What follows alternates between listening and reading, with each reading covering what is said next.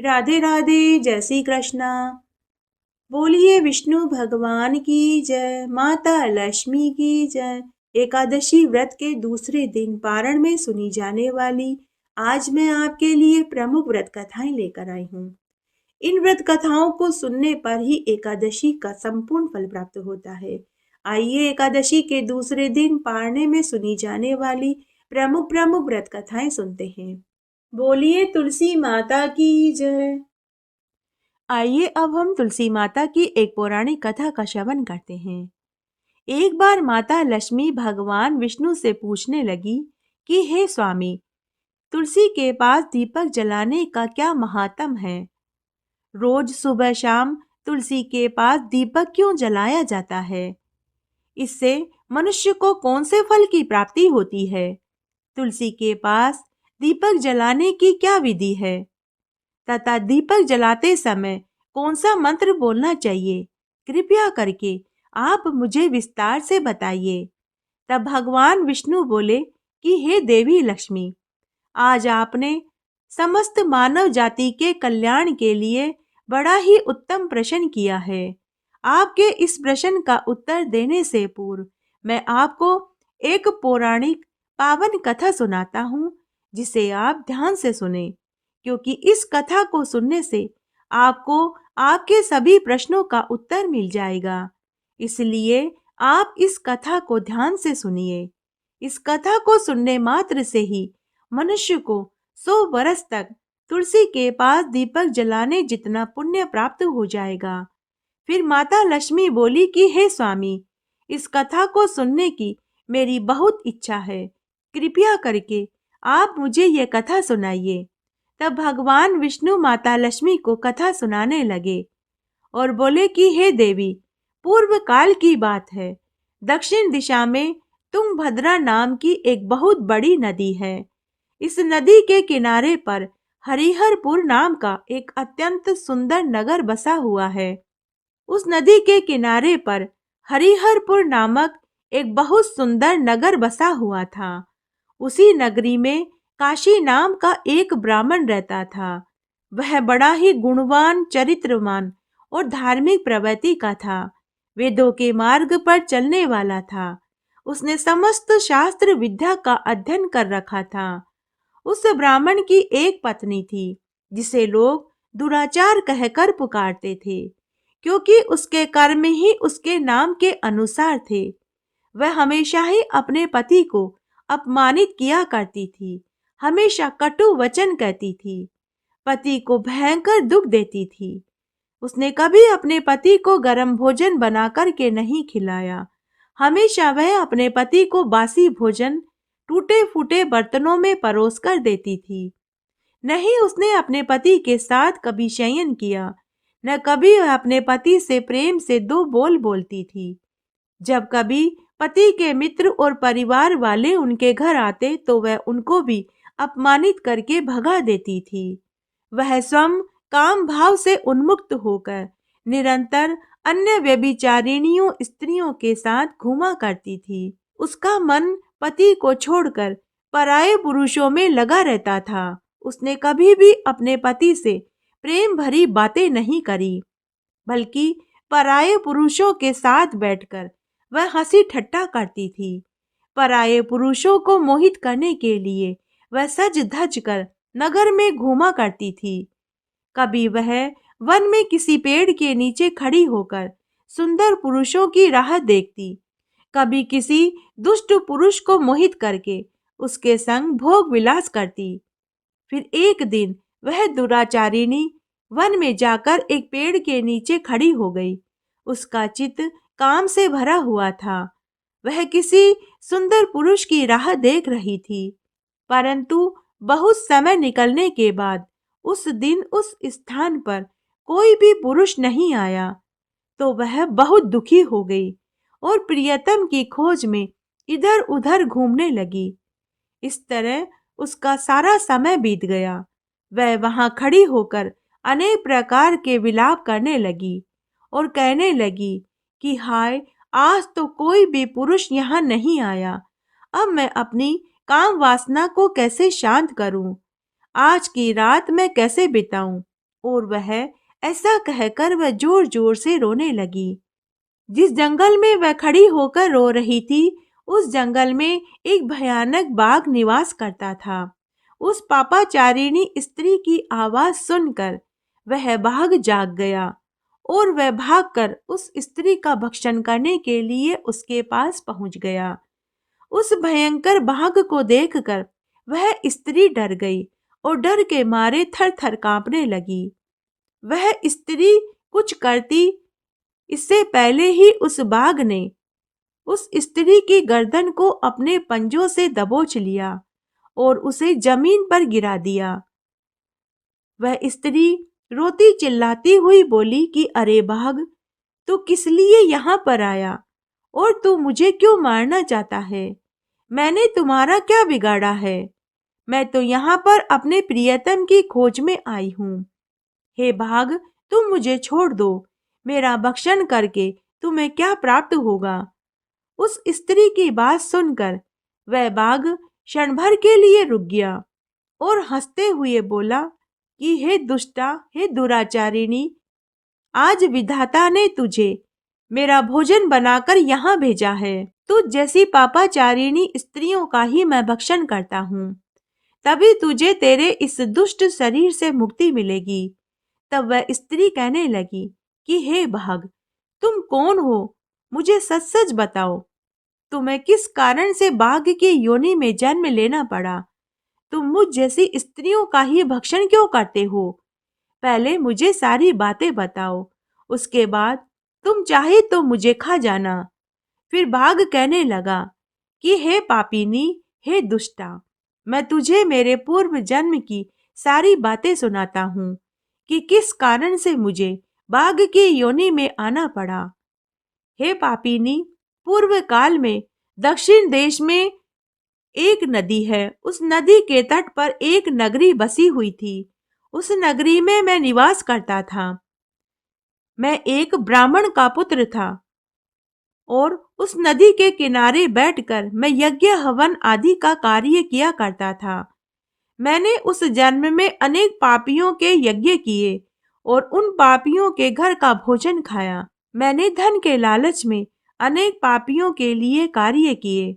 जिन वस्तुओं का दान ब्राह्मण को नहीं लेना चाहिए, मैंने ऐसी वस्तुओं का भी दान लिया और दूसरों से धन लेता रहा, लेकिन कभी मैंने उस धन का सदुपयोग नहीं किया। इस कारण से पाप करते हुए मुझे बहुत से साल बीत गए। जब मैं बूढ़ा और बीमार हो गया, मेरे सारे बाल सफेद हो गए, आंखों से मुझे दिखाई देना बंद हो गया, मेरे सारे दांत गिर गए और मेरी आंतें सिकुड़ गई। लेकिन फिर भी मैंने दान लेना नहीं छोड़ा। मैं पाप करता गया। फिर एक दिन मैं धन के लोभ में नदी के किनारे अन्य धूर्त ब्राह्मणों के साथ मिलकर हम लोगों ने धनी लोगों को ठगा और झूठे मंत्र बोलकर हमने बिना विधि विधान के ही देवी देवताओं का पूजन और यज्ञ हवन किया और बहुत सा धन दान में लिया। उसके बाद खूब सारा धन लेकर मैं वापस अपने घर आ रहा था कि तभी एक बीमार कुत्ते ने मेरे पांव को काट लिया, जिससे मैं मूर्छित होकर गिर पड़ा।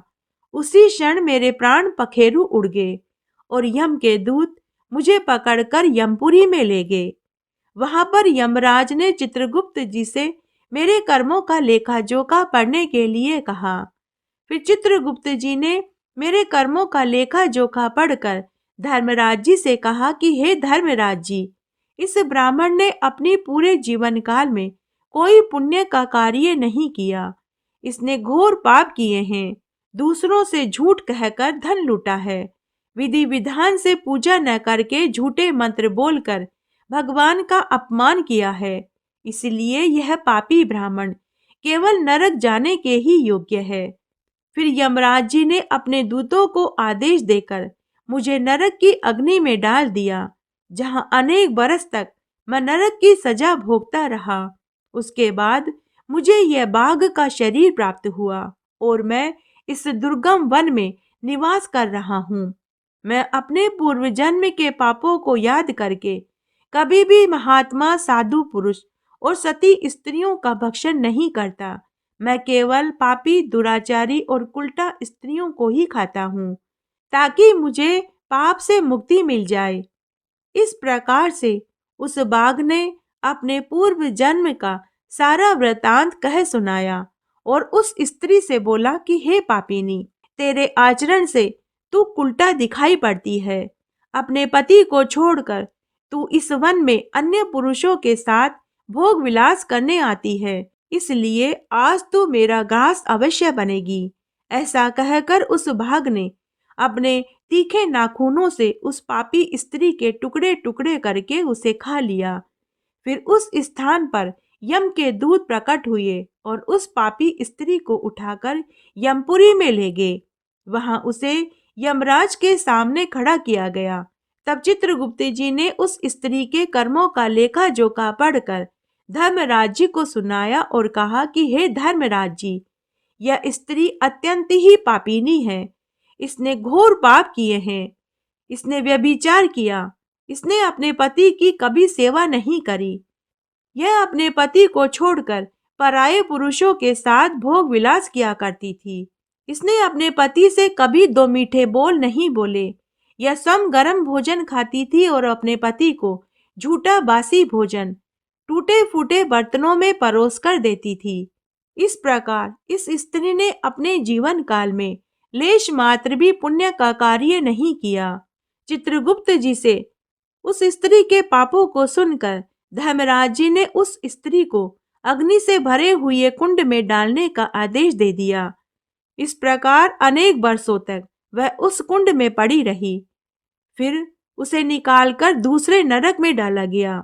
इस प्रकार अनेक बरस तक वह अलग अलग नरकों में डाली गई और बाद में वह महापापी स्त्री पुनः पृथ्वी लोक में चांडालिनी के रूप में चांडाल के घर में जन्म लिया और वह चांडाल के घर रहने लगी। वहां पर भी वह अनेक प्रकार के व्यभिचार करने लगी, अनेक पापी पुरुषों के संग रहने लगी। चांडालिनी के योनि में पैदा होने के बाद भी वह फिर से अनेक प्रकार के पाप करने लगी, व्यभिचार करने लगी और अनेक पापी पुरुषों के संग विहार करने लगी। कुछ समय के बाद पूर्व जन्म के पापों के कारण उसे कोढ़ का रोग हो गया और वह महाभयंकर पीड़ा सहन करने लगी। उसके अंग अंग से खून रिसने लगा। उसके नेत्रों में पीड़ा होती थी। इस दुख को सहन करती हुई वह समय बिताने लगी। एक दिन वह तीर्थ में स्नान करने के उद्देश्य से काशी नगरी में चली गई। वहां वह एक आश्रम के बाहर निवास करने लगी।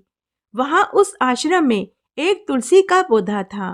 अन्य स्त्रियों को वह तुलसी के पास दीपक जलाते हुए देखकर उस पापी स्त्री ने भी वहीं तुलसी के पौधे के पास एक दीपक जला दिया। तब उसी रात्रि को हृदयघात से उसकी मृत्यु हो गई। तभी यमराज के दूत उसे ले जाने के लिए वहां प्रकट हो गए।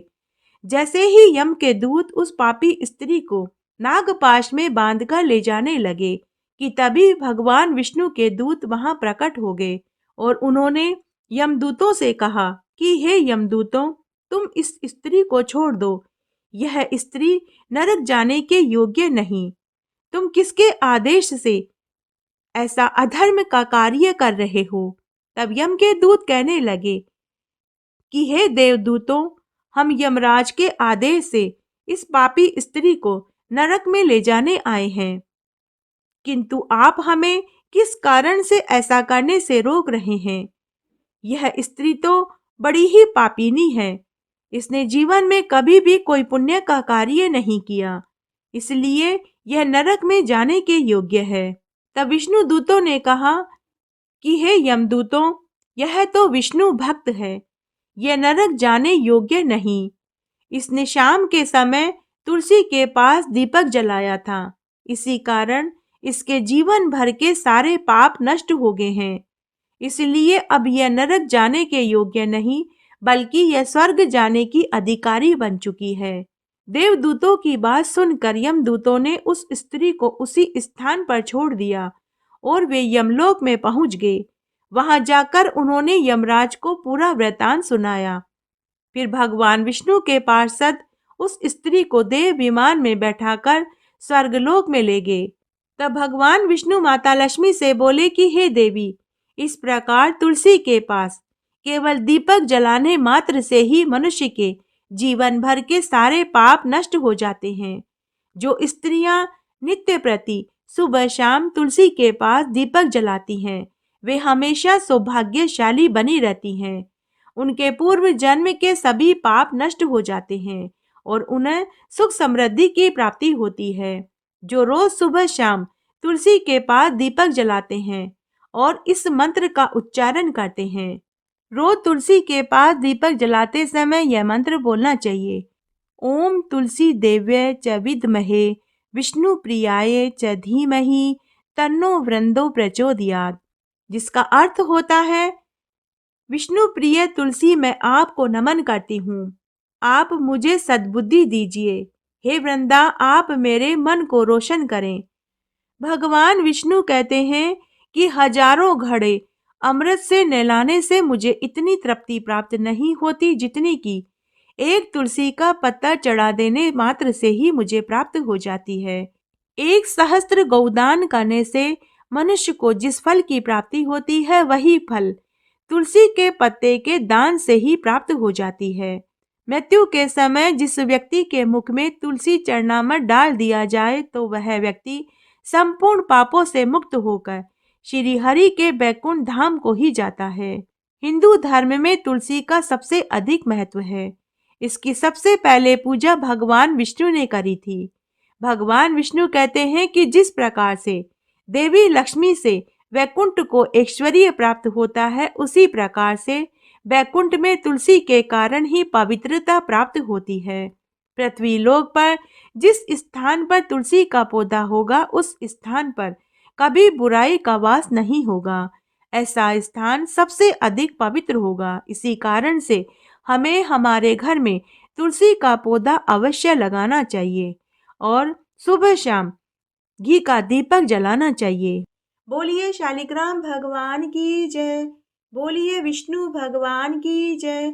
आइए शालिग्राम भगवान की एक पवित्र पौराणिक पुण्य फल देने वाली कथा का श्रवण करते हैं। एक बार एक गांव में एक सदना कसाई अपने वृद्ध माता पिता, पत्नी और बच्चों के साथ रहता था। वह कसाई मांस बेचने का काम करता था, लेकिन साथ ही वह भगवान विष्णु का परम भक्त था। पूरे समय ओम नमो भगवते वासुदेवाय मंत्र का जाप करता रहता था। तब एक बार की बात है, वह तालाब पर स्नान कर रहा था कि तभी उसे वहां एक काला चमकीला सा गोल पत्थर दिखाई दिया। कसाई को वह पत्थर बहुत अच्छा लगा। वह सोचने लगा कि यह पत्थर मेरे मांस तोलने के काम आएगा। तो वह उस पत्थर को लेकर अपनी दुकान पर आ गया। अब वह कसाई उस पत्थर से मांस तोलने का काम करने लगा। तब उस कसाई ने पाया कि वह पत्थर बड़ा ही चमत्कारी है। जब कसाई को 1 किलो मांस तोलना होता तो वह पत्थर 1 किलो का हो जाता। यदि कभी कसाई को आधा किलो मांस तोलना होता तो वह पत्थर आधा किलो का हो जाता। यह देखकर कसाई के साथ वहां खड़े सभी लोगों को महान आश्चर्य होने लगा। धीरे धीरे उस पत्थर की चर्चा पूरे गांव भर में फैल गई। सभी लोग उस विलक्षण पत्थर को देखने कसाई की दुकान पर आने लगे। तब एक दिन उस पत्थर की ख्याति काशी पंडित जी ने सुनी। पंडित जी को भी बड़ी जिज्ञासा हुई कि मुझे भी उस पत्थर को देखना चाहिए कि भला वह पत्थर अपने आप को कम और ज्यादा कैसे कर लेता है। लेकिन एक कसाई की दुकान पर मैं कैसे जाऊं? मेरे लिए तो उस कसाई की दुकान पर जाना किसी पाप से कम नहीं होगा। लेकिन पंडित जी की जिज्ञासा बढ़ती ही जा रही थी। तब एक दिन पंडित जी ने सोचा कि मैं उस पत्थर को दूर से ही देख लूंगा। तो पंडित जी कसाई की दुकान पर बहुत दूर सामने जाकर खड़े हो गए। जब कसाई ने अपनी दुकान के सामने एक महान पंडित जी को खड़े देखा, तो कसाई पंडित जी के पास आया और बोला कि पंडित जी राम राम, आज आपका मेरी दुकान पर कैसे आना हुआ? मैं तो मांस बेचता हूँ, क्या आपको मांस लेना है? यह सुनकर पंडित जी क्रोधित हो गए और बोले कि राम राम, अरे मूर्ख, मैं तो उस पत्थर को देखने आया हूँ जो वजन के अनुसार अपने आप को कम और ज्यादा कर लेता है। तब कसाई दुकान पर आया और उस पत्थर को उठाकर पंडित जी को दिखाने लगा। पत्थर को देखते ही पंडित जी नाराज हो गए और क्रोधित होते हुए बोले कि अरे पापी दुष्ट, तूने घोर पाप किया है। यह पत्थर नहीं, यह तो शालिग्राम भगवान है। तूने शालिग्राम भगवान को मांस के पास रखा और तू शालिग्राम भगवान से मांस तोल रहा है। तेरे परिवार को नरक भोगना पड़ेगा। यह सुनकर कसाई दुखी हो गया।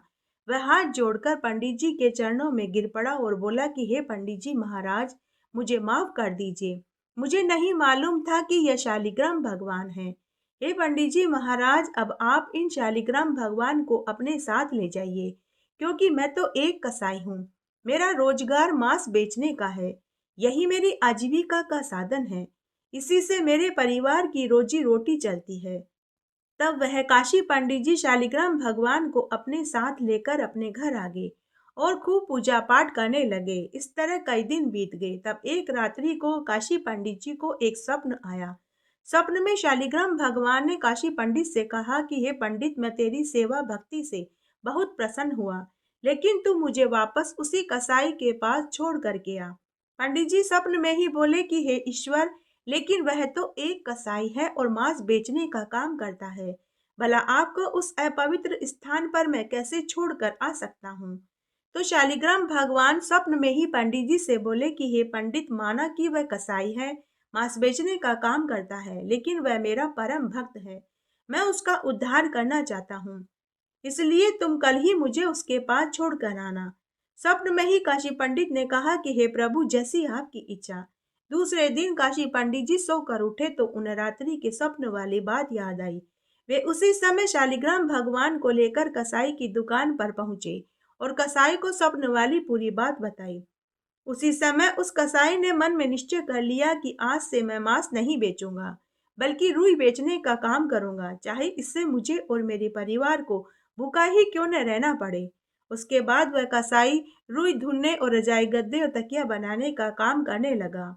अब वह रोज पूरे भक्ति भाव से शालिग्राम भगवान की पूजा करने लगा। शालिग्राम भगवान ने उसके अब तक के किए हुए जीव हत्या जैसे घिनौने पाप को धो दिया। हे शालिग्राम भगवान, जैसे आप कसाई की सेवा पूजा से प्रसन्न हुए, वैसे सबसे होना।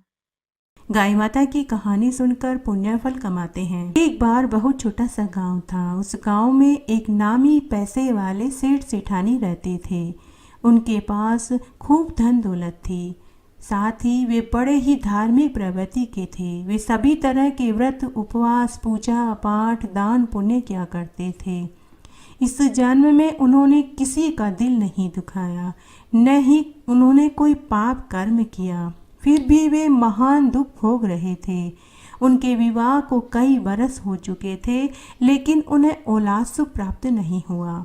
उन्होंने खूब दवा दारू कराई, खूब देवी देवता भी ठोके, लेकिन सब निष्फल हो गया। तब एक दिन उनके गांव में काशी के एक महात्मा जी आए। सभी गांव वाले उनके प्रवचन सुनने के लिए जाते थे। तब एक दिन सेठ सेठानी भी उनके पास गए। जब प्रवचन खत्म हो गया तो सेठ सेठानी सब गांव वालों के जाने के बाद महात्मा जी के पास एकांत में उनसे मिलने के लिए गए और अपना सारा दुख उन्हें सुनाया। सेठ सेठानी ने महात्मा जी से कहा कि महात्मा जी, हमने इस जन्म में ऐसा कोई पाप नहीं किया है जिसकी हमें यह सजा मिल रही है। कृपया महात्मा जी हमारे दुख का निवारण बताइए, ताकि हमारा अगला जन्म सुधर सके। तब महात्मा जी, जो बड़े ही पहुँचे हुए संत थे, उन्होंने एक लंबी सांस ली और वे बोले, पुत्र, सभी प्राणी अपने पूर्व जन्म के पाप कर्मों को इस जन्म में भोगते हैं। इस जन्म की सबको याद है कि हमने क्या कर्म किए हैं, लेकिन पिछले जन्मों का हिसाब किताब तो केवल ऊपर वाला परमात्मा ही जानता है। पुत्र, यह जन्म तुमने अच्छे कर्म करके बिताए हैं तो अगला जन्म तुम्हारा जरूर सुधरेगा, लेकिन फिर भी इस जन्म में अनजाने में जो पाप कर्म हुए हैं हम नहीं जानते। जैसे चलते फिरते उठते बैठते समय हमसे चींटियाँ, मक्खियाँ, कीड़े, अन्य छोटे छोटे जीव मर जाते हैं, वे भी पाप की श्रेणी में गिने जाते हैं। इसलिए मैं तुम्हें एक उपाय बताता हूँ, तुम उस उपाय को करो। उस उपाय को करने से तुमसे जो अनजाने में जो पाप हुए हैं वे सभी धुल जाएंगे। पुत्र, तुम 1 साल तक गाय की सेवा करो, फिर साल भर बाद उस गाय को एक ब्राह्मण को दान में देकर गाय का उद्यापन कर दो। उद्यापन में ब्राह्मण को दूध देने वाली गाय बछड़ा सहित दान में दो और साथ ही गाय दूने का बर्तन, गेहूं, गुड़ की बोरी, जो भी तुम्हारी सामर्थ्य हो वो दो और ब्राह्मण को 5 कपड़े और दक्षिणा के रुपए जरूर दो। सपत्नीक ब्राह्मण को भोजन जरूर कराना। पुत्र, तुम्हारा अगला जन्म सुधर जाएगा, तुम्हें सद्गति प्राप्त होगी। तब सेठ सेठानी ने महात्मा जी को प्रणाम किया और घर आए। घर आने के बाद उन्होंने एक ग्वाले से दूध देने वाली गाय बछड़ा सहित खरीदी। अब सेठ सेठानी दोनों ही गाय की सेवा करने लगे। रोज गाय को नहलाते, बाड़े की सफाई करते, हरा चारा खिलाते, गोबर पोठे उठाते और दूध दूने के लिए उन्होंने एक ग्वाले को भी लगाया। अब वे रोज गाय की सेवा करके अपना समय बिताने लगे। इस तरह साल भर बीत गया। साल भर बाद उन्होंने गाय का उद्यापन किया। एक योग्य ब्राह्मण को सपत्नीक भोजन पर घर बुलाया और उन्हें भोजन खिलाकर गाय व बछड़ा दान में दिया। साथ ही गुड़ और दलिए की बोरी दी और गाय के पहनने के चांदी सोने के गहने दिए। साथ ही दक्षिणा के रुपए दिए। ब्राह्मण और ब्राह्मणी के 5-5 कपड़े दिए। गाय का दूध निकालने का बर्तन दिया। जितना सामान वो दान में दे सकते थे उन्होंने खूब दान दिया। उस रात्रि को सेठ सेठानी को सुकून भरी नींद आई, जैसे उनके सिर से बहुत भारी बोझ उतर गया हो। समय इस तरह उनका फिर से गुजरने लगा। तब इसे संयोग ही कहें कि दोनों सेठ सेठानी की मृत्यु एक ही दिन हो गई। उन्हें लेने के लिए यमदूत आए। जब यम मार्ग में वैतरणी नदी आई तो उन्हें वैतरणी नदी पार कराने के लिए वही गाय आकर खड़ी हो गई। सेठ सेठानी ने गाय की पूंछ पकड़कर वैतरणी नदी पार करी। जब वे सेठ सेठानी धर्मराज जी की चौखट पर पहुँचे तो उनके कर्मों का लेखा जोखा बताने के लिए पुनः वही गाय आकर खड़ी हो गई। उस समय धर्मराज जी और चित्रगुप्त जी को भी महान आश्चर्य हुआ। सेठ सेठानी को धर्मराज जी ने देव विमान में बैठाकर बड़े ही आदर के साथ बैकुंठ में चिरकाल तक आनंद सुख भोगने के लिए भेज दिया। हे गाय माता, जैसे आपने सेठ सेठानी की हर जगह गवाही दी वैसे हमारी भी देना, कहने वाले की, सुनने वाले की और हुकारा भरने वाले की। कहते हैं जिस घर के आंगन में तुलसी का वास होता है वहाँ सुख, धन, समृद्धि हमेशा बनी रहती है। लक्ष्मी और तुलसी का संबंध भगवान विष्णु के साथ होने के कारण जिस घर के आंगन में तुलसी जी का पूजन विधि विधान और श्रद्धा पूर्वक होता है वहाँ लक्ष्मी जी का स्थायी वास होता है। धार्मिक मान्यता के अनुसार तुलसी के जड़ में सभी तीर्थ, मध्य में कोटि देवी देवता और शाखाओं में सभी वेद स्थित है। विधि विधान से तुलसी पूजन एवं तुलसी विवाह करने से भगवत कृपा द्वारा घर में सुख, शांति और समृद्धि का वास होता है। हिंदू मान्यता के अनुसार सभी शुभ मांगलिक कार्यों में तुलसी दल सबसे अनिवार्य माना गया है। तुलसी घर आंगन के वातावरण को सुखमय तथा स्वास्थ्य वर्धक बनाती है, इसीलिए प्रतिदिन तुलसी जी को सींचना, दिया बाती करना चाहिए। वृंदावनी विश्व पूजिता विश्व पावनी पुष्पसारा नंदनीय तुलसी कृष्ण जीवनी ऐत भामाष्टक चौव स्तोत्रम नामार्थ संयुतम य पठेत ताम च संपूज सोश्रमेघ फलम लभेता। तुलसी माता की कहानी। एक बार एक गांव में एक साहूकार दंपति अपनी एक बेटी जिसका नाम चंदा था उसके साथ रहते थे। जब से चंदा समझदार हुई तभी से वह तुलसी माता की पूजा किया करती थी। वह तुलसी माता की परम भक्त थी। वह रोज तुलसी पूजा करने के बाद ही अन्न जल खाती थी। तब एक दिन उसके माता पिता ने कहा कि बेटी, तुमने तो बड़ा ही कठोर नियम लिया है, तुम विवाह के बाद इस नियम को कैसे निभा पाओगी? तो बेटी चंदा अपने माता पिता से बोली कि माँ बाबूजी, मैं शादी के बाद भी इस नियम को निभा लूंगी, आप चिंता मत कीजिए। इस तरह समय बीतने लगा। जब चंदा विवाह लायक हुई तो साहूकार दंपति ने एक अच्छा घरवर देखकर उसका विवाह धूमधाम से कर दिया। जब वह शादी होकर जाने लगी तो साहूकार दंपति ने दहेज के सभी सामानों के साथ तुलसी का पौधा भी रख दिया। ससुराल आने के बाद भी चंदा नियमित रूप से तुलसी जी की पूजा पाठ करके ही अन्न जल खाती। चंदा के चार चार बड़ी जिठानियां भी थी। वे कोई पूजा पाठ व्रत उपवास नहीं करती थी। जब चंदा के सास ससुर ने चंदा को पूजा पाठ करते हुए देखा तो वे उसकी बड़ाइयां करने लगे और बोले कि हमारे घर में तो सुसंस्कृत बहू आई है, बड़े ही नेम धर्म रखती है, यह हमारे कुल का जरूर नाम रोशन करेगी। जब जिठानियां अपने सास ससुर के मुंह से चंदा की बड़ाइयां सुनती तो वे उससे चिढ़ने लगी। तब एक रात्रि को चारों जिठानियों ने तुलसी का गमला छिपा दिया और सोचने लगी कि अब देखते हैं कि नई बहू कैसे पूजा पाठ करती है। दूसरे दिन चंदा पूजा करने के लिए तुलसी के गमले के पास गई तो वहां उसे तुलसी का पौधा नहीं मिला। उसने घर में सभी से पूछा, लेकिन सभी ने इनकार कर दिया। चारों जिठानियां चंदा को ताने देते हुए बोली कि अरे, हम तेरे उस पौधे का क्या करेंगे, कोई सोने चांदी की चीज थोड़े ही थी जो हम उसे छिपा लेते। ऐसा कहकर वे चंदा के ऊपर हंसने लगी। बेचारी चंदा पूरे घर में तुलसी का पौधा ढूंढती रही। अंत में उसे तुलसी का पौधा घर की छत पर बने कबाड़ घर में मिला। चंदा ने वहां पूजा पाठ करी। उसके बाद उसने अन्न जल खाया। अब रोज जिठानियां तुलसी के गमले को अलग अलग जगह छिपाने लगी। रोज बेचारी चंदा पहले तुलसी के पौधे को ढूंढती और फिर पूजा पाठ करती। तब एक दिन जिठानियों ने तुलसी के गमले को बहुत दूर जंगल में जाकर फिकवा दिया। उस दिन चंदा को जब तुलसी का पौधा नहीं मिला तो वह अन्न जल नहीं खाई पी।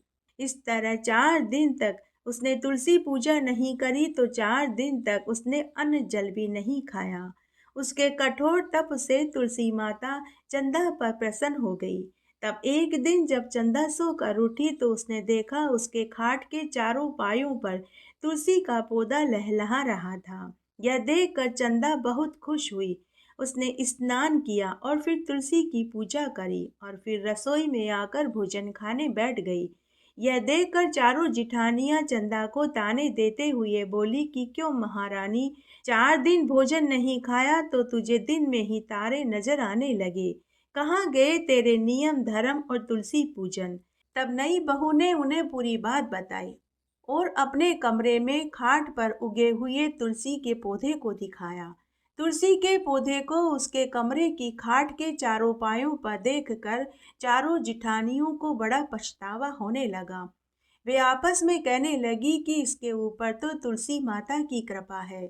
फिर वे चारों जिठानियां देवरानी के चरणों में गिरकर अपनी गलती की माफी मांगने लगी और बोली कि छोटी, हमें माफ कर दे, हमसे गलती हो गई।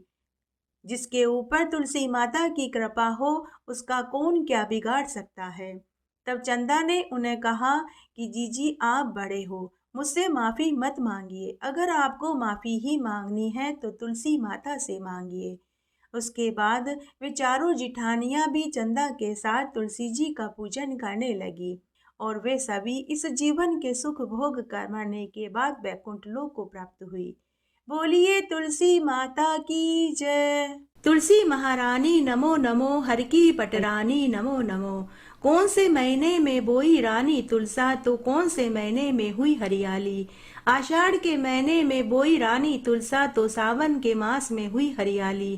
कौन से महीने में हुई तेरी पूजा तो कौन से महीने में हुई पटरानी। कार्तिक के महीने में हुई तेरी पूजा तो मंगसर मास में हुई पटरानी। धूप दीप नैवेद्य आरती तो पुष्पन की बरसा बरसानी।